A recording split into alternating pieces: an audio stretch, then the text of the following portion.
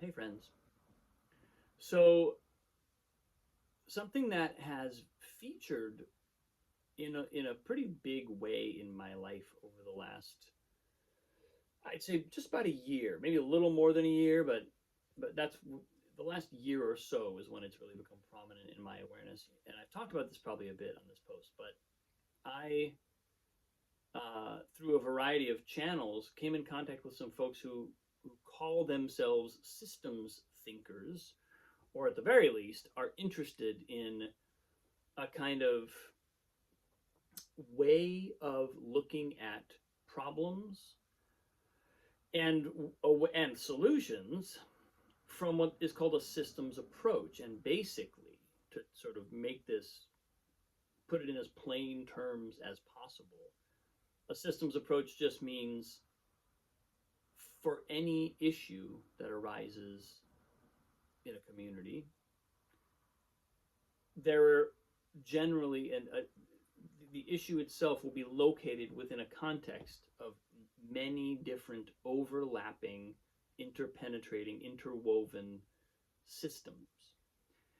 And if you try to solve the problem head on while simply looking at the problem itself, we're very likely to overlook the ways in which either that solution is not going to work because of the various influences within which it's situated, and or the solution might cause other problems that are unanticipated, again because we haven't taken into account the context and the interconnection and the kind of of web of life that is the context for everything, for every issue, every, whether it's personal or community or systemic, everything's connected. And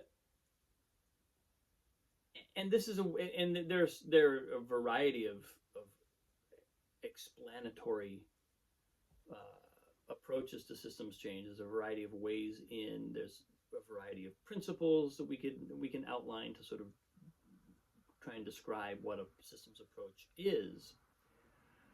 But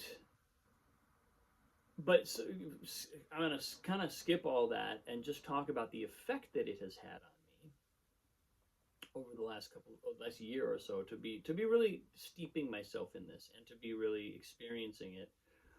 And I spoke a little bit yesterday on my post. I talked about the effect that I experience when I hear a variety of potentially dissenting opinions about something, and the experience that I have of that, which is that assuming that what I'm hearing are authentic expressions, assuming that what I'm hearing are people speaking their truth, even when two different people or a multitude of different people may be experiencing truths or may hold truths that are not compatible, or at least in some ways in conflict, the experience of me hearing all that and taking it in is almost always that I feel like my own intelligence goes up. My own sense of how deeply I see something goes up. And I think the authenticity piece is key, because the authenticity piece is what makes every perspective that I hear feel like truth. In other words, when somebody tells me, if somebody expresses their viewpoint to me and it's authentic, they're really coming from a place that is deeply rooted in who they really are and how they see, then I have a hard time not agreeing. And I don't necessarily intellectually agree. I don't right? I don't necessarily say, okay, now I see it the way you see it. But I resonate with their perspective. And the effect of that is that some residue of their expression stays with me. It doesn't just become an idea that I either accept or dismiss. It's not a binary. It's not mind based in that way. The mind is such a discriminatory tool. That's the job of the mind, is to look at data and decide what's important, what's not important, what's true, what's not true.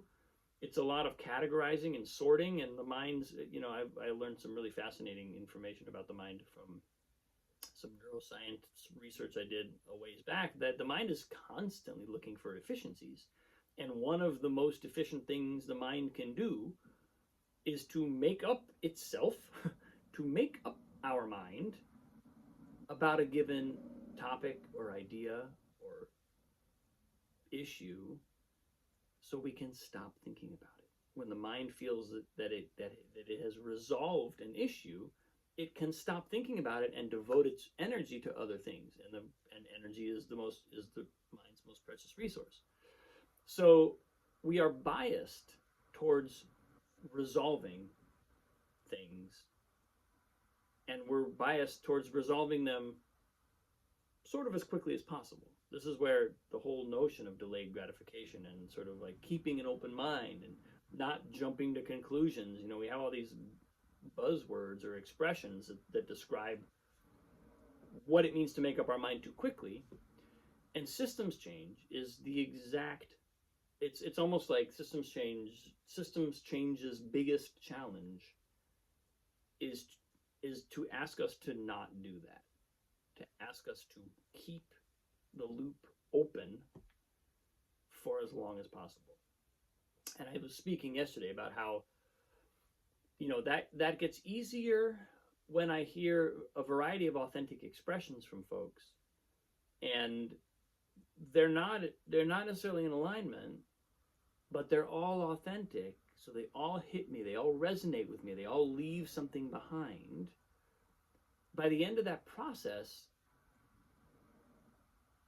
I can't help but think more deeply about it. Even if the deepening of my thought is mostly about, why, hello. My daughter just ran in the room and said, picked something up and said bye. Even if the deepening of my thought is mostly about how I express myself on the issue, because now I'm sensitive to the different perspectives involved, that actually is a form of higher intelligence. That actually is, even if it, let's say my viewpoint, or like what I would advocate as policy, or what I would support as a solution, even if that hasn't budged hardly at all, simply the way I talk about the issue, if that changes in a significant way because I now just appreciate other perspectives more deeply, that's already higher intelligence. And of course, obviously, in some cases, the solution is modified, or the prescription, the policy would be changed. But even in the event that it's not, just that sense that another whole way of seeing has entered my way of seeing, or I have entered another way of seeing by kind of being presented with it from someone else, that raises my consciousness. I feel it happening.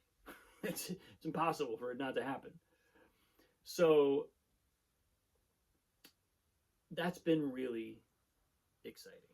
And to tie that into systems change and the systems thinking approach, where we really, again, like if one of the primary challenges is to keep the loop of our thinking open for a little bit longer, we can't do it indefinitely. At some point we have to act, right? A lot of times an issue has a ticking clock. You have to act by a certain time, or else you've missed your window of opportunity.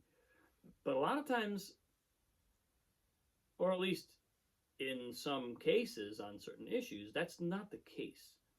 And what we're really catering to when we come to a conclusion quickly is our mind's predisposition to do just that, to come to a conclusion quickly. It's not because we've drilled down into the issue deep enough to really understand it or really solve it. And as I think about my life, like what am I about? Right? Like what is my gift to the world? What is my work in the world? This is something that's been coming up for me. I've been talking to my brother and various people. We're sort of looking at like we're looking at a certain moment in our lives and asking the question, because we can't help but ask the question, what am I really about? What really is the, I mean, purpose isn't even quite the right word. It's more like what motivates me through life, and how can I nourish that and feed that, and what is that about? Where is that taking me? What is the goal that I want to realize?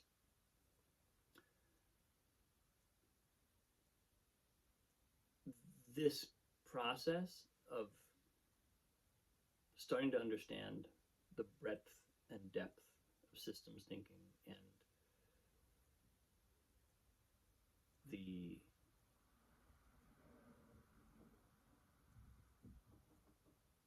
ultimately it's a kind of relaxing of the mind's compulsions, relaxing our compulsions. We have psychological compulsions, we have biological compulsions in our brain that make our brain want to operate in a certain way. And if we can relax those compulsions, if we can slow that down, that's when real depth can start to happen. That's when real depth can begin to emerge. We can live in a different way. And I think in some ways that's a tool that I still am looking for the arena in which to use. But it's already a thing in and of itself. It's already a way of being in the world. It's a way of being with people. It's a way of holding my own opinions and my own views. And it's a way of entering into dialogue and conversation. So it's not nothing.